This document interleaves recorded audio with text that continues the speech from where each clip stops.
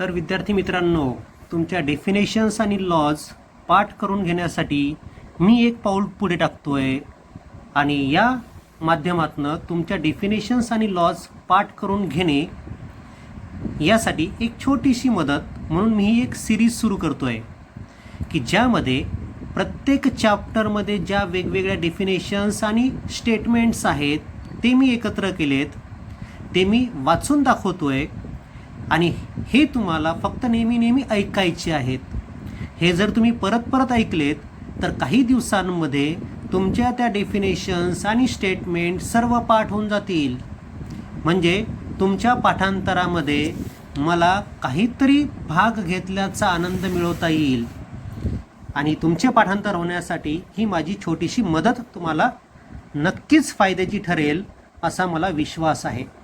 म्हणून तुमचं काम असेल की ही जी सिरीज आहे की ज्याच्यामध्ये मी डेफिनेशन आणि लॉ एकत्र करतोय प्रत्येक चॅप्टरचे, ती सिरीज नेहमी पाहत राहा. जेव्हा तुम्हाला बोर झालं असेल अभ्यास करताना तेव्हा मोबाईलमध्ये आपला हा व्हिडिओ लावून टाकायचा, एक डेफिनेशन ऐकत बसायची.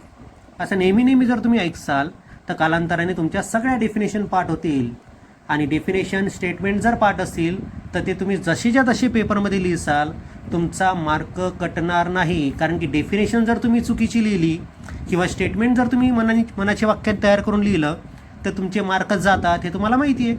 म्हणून योग्य पाठांतर झालंच पाहिजे, परफेक्ट तुमचं असलंच पाहिजे. यासाठी काही गोष्टी पाठच कराव्या लागतात आणि म्हणून मग ते पाठांतर होण्यासाठी हा माझा छोटासा प्रयत्न. ओके, जर तुम्हाला पूर्ण 1 ते 16 चॅप्टरचा एकच व्हिडिओ पाहिजे असेल तर कॉमेंट बॉक्समध्ये कळवा. एकच कंप्लीट व्हिडिओ बनवला जाईल सगळ्या 16 चॅप्टरच्या डेफिनेशन आणि लॉजसाठी.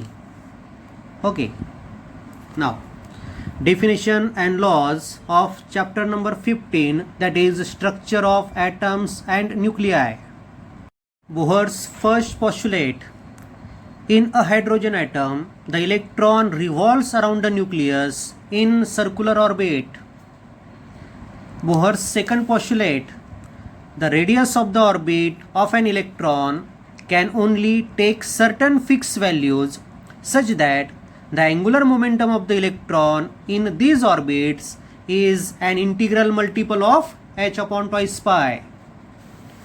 Bohr's third postulate: an electron can make a transition from one of its orbit to another orbit having lower energy. In doing so, it emits a photon of energy equal to difference in the energies in the two orbits. तीनही पॉस्ट्युलेट व्यवस्थित लक्षात ठेवा, तीनही महत्त्वाचे आहेत. Then excitation energy: the energy required to take an electron from ground state to an excited state is called excitation energy. Ionization energy: the minimum amount of energy required to be given to an electron in the ground state of the atom to set the electron free is called binding energy. व्यवस्थित लक्षात ठेवा, excitation energy म्हणजे ground स्टेटमधल्या इलेक्ट्रॉनला पहिल्या ऑर्बिटमध्ये नेणे, second ऑर्बिटमध्ये नेणे किंवा ground स्टेटमधल्याला third ऑर्बिटमध्ये नेणे किंवा ग्राउंड स्टेटमधल्याला फोर्थ ऑर्बिटमध्ये नेणे, ही जी एनर्जी लागते त्याला एक्सायटेशन एनर्जी असं म्हणतात. आणि आयोनायझेशन एनर्जी म्हणजे कोणती? तर ग्राउंड स्टेटमधल्या इलेक्ट्रॉनला त्या ॲटममधनं फ्री करण्यासाठी जी मिनिमम एनर्जी लागते ती म्हणजे आयोनायझेशन एनर्जी. दोघांमधला फरक लक्षात घ्या. जनरल डेफिनेशन्स आहेत. Nucleons: the atomic nucleus is made up of subatomic particles called nucleons. Atomic number: the number of protons in an atom is called atomic number. Atomic mass number: total number of nucleons in an atom is called atomic mass number. Isotopes: atoms having same number of protons but different number of neutrons are called isotopes of each other. Isobars: atoms having same mass number are called isobars of each other. Isotones, atoms having same number of neutrons but different values of atomic number are called isotones of each other.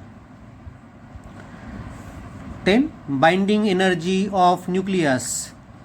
The energy required to separate nucleons and make them free is called binding energy of nucleus. न्यूक्लियसमध्ये असणाऱ्या सगळ्या न्यूक्लियॉन्सला separate करण्यासाठी जी energy लागते तिला binding energy of nucleus असं म्हटलं जातं. Mass defect. The difference between actual mass of the nucleus and the sum of masses of constituent nucleons is called mass defect. आणि याचा फॉर्म्युला आहे delta M is equal to Z times mass of proton plus A minus Z times mass of neutron minus actual mass of the nucleus. आपल्याला माहिती की न्यूट्रॉनचं आणि प्रोटॉनचं जे कन्स्टिट्युएंट असतात त्या न्यूक्लियसचे त्या सगळ्यांचं टोटल मास हे जास्त असतं compare to the mass of the nucleus. आणि त्यांच्यामध्ये जो डिफरन्स असतो मासमध्ये त्याला म्हणायचं मास डिफेक्ट. आणि हा जो मासचा डिफरन्स असतो हा कन्वर्ट झालेला असतो एनर्जीमध्ये की ज्या एनर्जीच्या साह्याने हे न्यूक्लियॉन्स त्या ठिकाणी बाउंड केलेले असतात. Next definition is binding energy per nucleon. Average energy required to release a nucleon from the nucleus is called binding energy per nucleon. एका न्यूक्लियॉनला न्यूक्लियसमधनं रिलीज करण्यासाठी जी एनर्जी लागते तिला म्हणायचं बाइंडिंग एनर्जी पर न्यूक्लियॉन. आणि याचा फॉर्म्युला आहे binding energy per nucleon is equal to mass defect into c square upon number of nucleons. म्हणजे तो फॉर्म्युला या प्रकारे तुम्हाला लिहिता येईल. फॉर्म्युला पण मी तिथे रिप्रेझेंट करून दिला आहे. लक्षात ठेवा formula. Radio activity. The phenomena of spontaneous emission of radiation from radioactive substance is called as radioactivity. Radioactive substance which emits spontaneous emission of radiation from their nuclei are called radioactive substance. Radioactive decay. The nuclear phenomena in which an unstable nucleus undergoes a decay is called radioactive decay. Next, law of radioactive decay.